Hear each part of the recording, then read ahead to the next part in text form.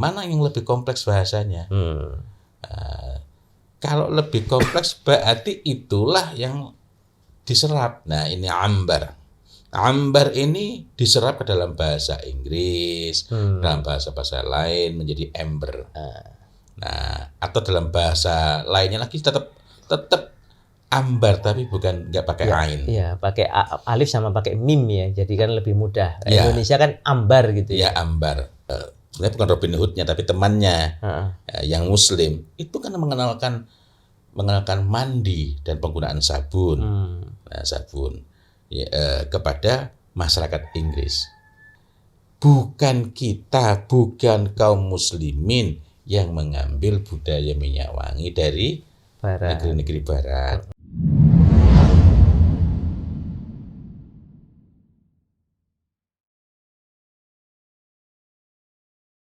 Assalamualaikum warahmatullahi wabarakatuh. Waalaikumsalam warahmatullahi wabarakatuh. Alhamdulillahi rabbil alamin wa bihi nasta'inu ala umurid dunya waddin wassalatu wassalam ala asyrafil anbiya wal mursalin amma ba'd. Alhamdulillah berjumpa lagi di bulan Ramadan yang barokah ini, Masya Allah. Kita berjumpa untuk berbincang tentang wewangi Nabi. Ikhtiar kita untuk selalu ittiba ila Rasulillah sallallahu alaihi wasallam bersama Ustadzuna Muhammad Fawzil Azim. Ustadz, ini ada nama-nama wewangi yang sangat khas ya. Iya. Yang kemudian diklaim itu ada yang itu namanya itu atau awalnya itu bukan dari dunia Islam tapi dari dunia Barat atau dunia lainnya gitu. Itu sebenarnya gimana, Ustaz? Dalam sebagian literatur, karena saya sebutkan pakai tanda petik itu karena sebagiannya masih perlu dipertanyakan ya. Memang menyebut bahwa dunia Arab baru mengenal belakangan. Ada yang bahkan sampai menyebut abad setelah abad 15, abad 17, abad 18. Ala kulli hal, tetapi intinya adalah menunjukkan seolah-olah dunia Arab itu baru mengenal belakangan. Arab memang tidak selalu Islam, tetapi ketika menyebut Arab kita harus ingat bahwa itu berarti berhubungan dengan Islam. Karena kalau dunia Arab itu baru kenalnya di tahun-tahun segitu, di abad-abad segitu, itu seolah-olah sebelumnya tidak ada. Nah, sebenarnya ini dapat dilihat dari dua sisi, yakni pertama kita melihat dari sisi kesejarahan, dan ini memerlukan literatur, bukan tidak mungkin, insya Allah akan kita bicarakan pada kesempatan. Dulu kita juga sempat menyebut ya mengenai penemuan ambar di mana saja, dan juga adanya hadis tentang ambar. Ini merupakan salah satu contoh bahan-bahan sejarah. Bahan sejarah itu kan bisa bermacam-macam, dari jejak-jejak peninggalan sejarahnya, artefaknya, maupun dari catatan sejarahnya. Hadis Nabi Muhammad SAW yang diriwayatkan oleh Imam At-Tabrani, yang itu jelas itu bukanlah ulama yang lahir di abad 17 atau 18 Masehi gitu ya. Itu dengan sendirinya sudah menunjukkan bahwa ini menandakan bahwa di masa itu dan sebelum itu, karena kan Imam At-Tabrani meriwayatkan dari gurunya ya. Jadi sanad usul dan maupun sanad furu', sanad usulnya. Kalau sanad furu' kan dari Imam At-Tabrani ke kita ya.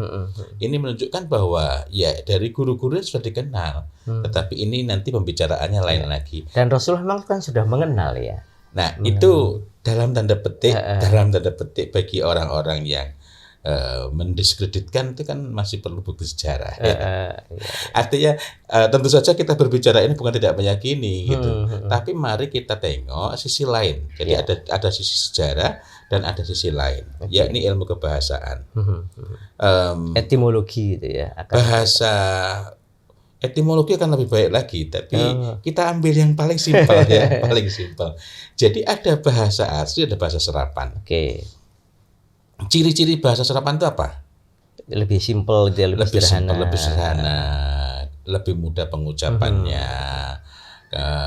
Lebih simpel itu ada yang sifatnya dari bahasa yang sangat kompleks menjadi bahasa yang lebih sederhana strukturnya. Tapi juga bisa ada yang pengucapannya dari sulit menjadi pengucapannya lebih mudah. Nah, mari kita tengok kira-kira yang serapan itu mana. Di antara minyak wangi yang kita dapati di dalam budaya Arab, meskipun saya nggak nyaman menyampaikan ini ya, karena kalau kita bincang berkali-kali kan Rasulullah SAW pakai. Nah, tapi dari satu sisi, mari kita tengok. Kalau kita lihat dari secara istilah za'faron, itu orang perlu belajar untuk mengucapkan za'faron. Jauh lebih sulit dibandingkan orang mengucapkan japaron. Itu serapan bahasa kita. Atau saffron, atau zafran. Zafran itu serapan dari za'faran. Zafran atau safiran. Oh, ada ya safiran. Ada. Apa lagi ya? Ada saffron itu bahasa Inggris, zafran, safiran, dan yang lain-lainnya lagi. Artinya banyak sekali. Itu menunjukkan bahwa dari penyerapannya sih kelihatan bahwa yang asli adalah za'faron gitu ya. Dengan kata lain begini, mana yang lebih kompleks bahasanya? Kalau lebih kompleks berarti itulah yang diserap. Ya. Berbeda dengan yang menyerap. Kalau misk dan mask. Ya, misk dan mask. Nah, ini nanti perlu dicek lagi di yang lebih awal memakainya di mana, jejak-jejaknya di mana. Karena ini kan dari level kerumitannya berbeda dengan misk dalam bahasa Indonesia. Atau kasturi. Kalau kasturi itu bukan penyerapan, melainkan kata lain. Misk maupun sebutan misk kan kerendahannya dikenal ya. Nah, ini ketika dalam bahasa Sanskerta atau bahasa Urdu atau bahasa-bahasa sekelilingnya yang serumpun dengan itu kan nyebutnya kasturi. Nah, kalau ada penyebutan yang lain menandakan bahwa di masa itu budaya atau peradaban mengenai minyak wangi, mengenai hal itu, bahan itu sudah dikenal. Sudah dikenal pada tataran yang mereka juga memiliki pride, memiliki kebanggaan, memiliki pengenalan yang baik, sehingga langsung ada padanan katanya. Sesuatu yang dikenal, tetapi kalau di tempat itu tidak bernilai, tidak berharga, baru mendapatkan nilai, baru mendapatkan harga. Ini sesuatu yang bermanfaat, sesuatu yang penting. Dari budaya lain yang dianggap lebih superior, maka kecenderungan untuk menyerap juga ada. Tapi dalam kasus dalam kasus kasturi itu, maka ini ada padanan kata, ya. Artinya peradaban itu bisa sama tuanya. Nah, jadi dalam hal ini di dalam dunia Arab dan ini juga terlihat nanti ketika kita bicara mengenai oud, ya. Oud. Pembahasan sebagian ulama kan menunjuk pada India. India di masa itu, ya. India di masa itu. Karena India di masa sekarang sangat berbeda. Apalagi kalau kita lihat India di masa puncak-puncaknya Mughal. Bukan Mughal ya, Mughal. Masya Allah. Parfumeri, ilmu tentang wangian maupun pembuatannya itu kan luar biasa. Mereka menghasilkan sangat banyak wangian yang sangat menakjubkan dan melakukan budidaya sumber-sumber bahan-bahan wangian itu begitu masif yang menjadikan India sampai sekarang merupakan penghasil minyak wangi maupun bahan-bahannya. Cuma belakangan India itu ya termasuk sekaligus pusat minyak wangi palsu ya India juga itu. Sehingga kalau disebutkan minyak wangi dari India kita harus ekstra hati-hati, kecuali kalau kita memiliki pengetahuan dan memiliki kemampuan untuk membedakan. Tapi artinya India masa dulu, India masa sekarang, lihat dulu Indianya bagaimana.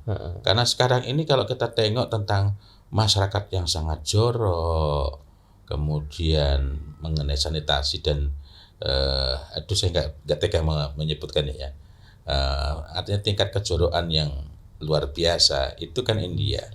Kita ingat ada tokoh masyarakat di sana ingin membuktikan bahwa air sungai Gangga dan air sungai yang lain yang menurut mereka air suci mereka itu diminum nggak apa-apa gitu ya, sehat lebih baik dibanding Zam-Zam. Lalu kan diminum dan sakit. Bukan hanya sakit, masuk rumah IGD. Sakit, masuk IGD. Nah, ini kan bukti yang sangat nyata. Tapi kita kembali fokus pada minyak wangi. Lalu ada istilah lain, ambar. Ini tadi za'faran, ini ambar. Ainun ba'ra ya. Iya, ambar. Nyebutnya rada susah. Bedakan dengan ambar di Irak. Itu nama tempat. Itu pakai hamzah, bukan pakai al-ambari. Nah, ini ambar.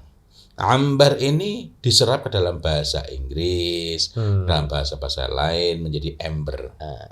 Nah, atau dalam bahasa lainnya lagi tetap ambar tapi nggak pakai ain. Iya, pakai alif sama pakai mim ya. Jadi kan lebih mudah. Indonesia kan ambar gitu ya. Ya, ambar.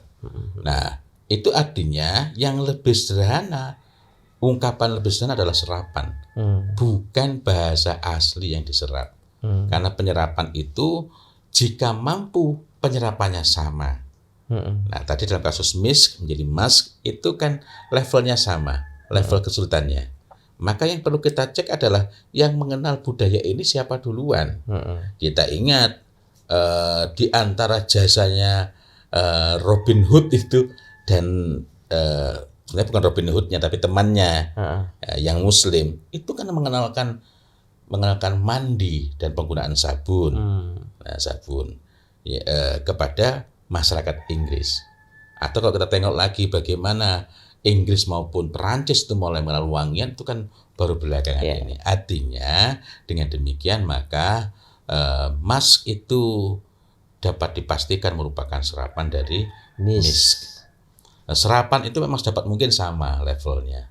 Tapi kalau tidak bisa ya serapan itu menjadi lebih sederhana. Jadi kayak misik kalau di Indonesia misik. Walaupun sebenarnya kita juga bisa mengucapkan. Contoh lagi kalau dalam bahasa Indonesia kolbu diserap jadi kalbu. Padahal kalbu dalam bahasa Arab artinya apa? Sangat jauh berbeda. Sangat jauh berbeda. Alim jadi alim. Itu juga artinya jadi beda itu nanti kalau bahasa Arab. Itu menunjukkan bahwa alim di sini adalah serapan. Karena alim di sini yang dimaksud adalah alim dalam bahasa Arab. Artinya ini menunjukkan bahwa ini serapan. Tapi kembali lagi pada serapan-serapan tadi. Dari contoh-contoh kebahasaan saja, kita belum menelusuri terlebih jauh. Itu menandakan bahwa ini bukanlah adopsi, bukanlah mengambil dari Eropa yang masa itu mandi aja belum gitu. Mandi aja belum apalagi kok kepikiran berwangi.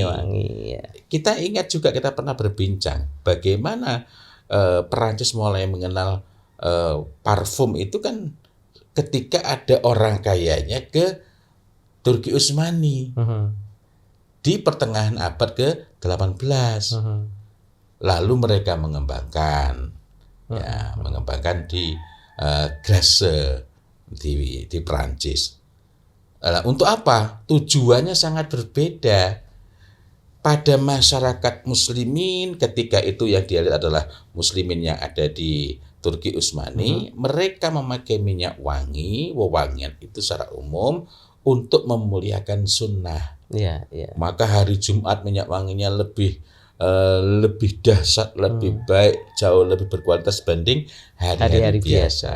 Hari-hari biasa ketika mereka sholat, mereka tetap pakai minyak wangi. Sementara pengembangan budaya parfum itu artinya minyak wangi. Kalau yang disemprot itu bukan parfum. Paling pol eau de parfum. Sangat jarang yang extrait parfum. Sangat jarang. Paling pol umumnya eau de parfum. Eau de parfum artinya ma' bil iter. Air dengan sedikit campuran. Iya. Itu pun sekarang sudah bukan air lagi. Alkohol misalnya.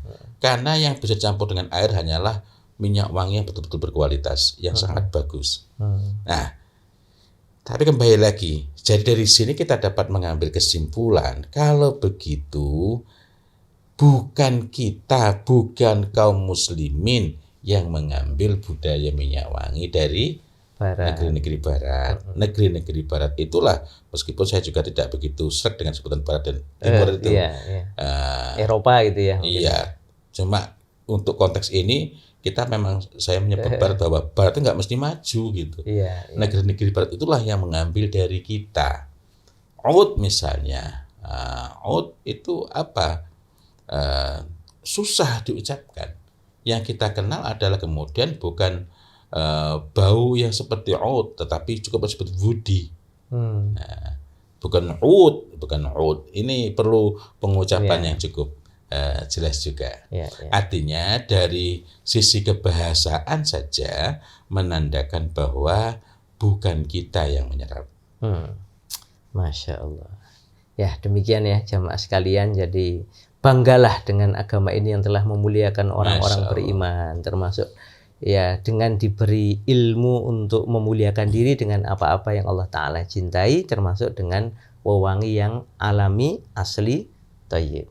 Demikian semoga bermanfaat. Wabillahi taufiq wal hidayah. Wassalamualaikum warahmatullahi wabarakatuh. Waalaikumsalam warahmatullahi wabarakatuh.